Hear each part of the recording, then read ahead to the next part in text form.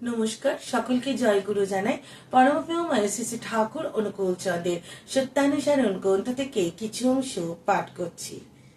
যে ছাত্র বা শিষ্য প্রাণপণে আনন্দের সহিত গুরুর আদেশ পালন করেছে সে কখনোই বিফল হয়নি।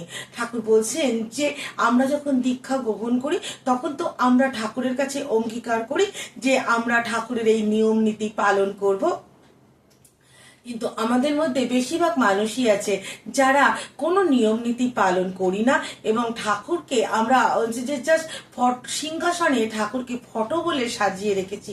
তাই আমাদের জীবনে কিন্তু তেমন করে কিছু পাওয়া হয়ে ওঠে না এবং আমাদের জীবনটাও যে তিমিরে ছিল সেই তিমিরেই পড়ে থাকে। তাই ঠাকুর বলছেন যে যে ছাত্র বা শিক্ষক, যে ছাত্র বা শিষ্য প্রাণপণে আনন্দের সহিত গুরুর আদেশ পালন করে, যেমন আমরা যদি যে ছাত্ররা পড়াশোনা করে না, মানে ভালোভাবে শিক্ষকের কথা শোনে না, তারা কি কখনো পরীক্ষায় ভালো রেজাল্ট করতে পারে না। ঠিক সেভাবেই আমরা যদি গুরুর যে আদেশ দিয়েছেন, গুরু যা বলেছেন তা যদি আমরা আমাদের জীবনে আয়ত্ত না করে আমরা যদি আমাদের জীবনটাকে আমাদের নিজেদের মতো করে চালাই, তাহলে কখনোই কিন্তু আমাদের পাওয়া হবে না।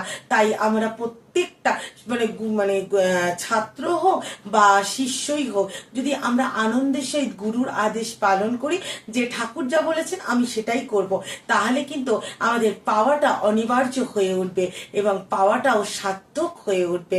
আমরা কখনোই বিফল হব না।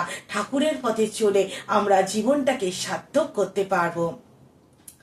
আজ এই পর্যন্তই। নমস্কার, জয় গুরু।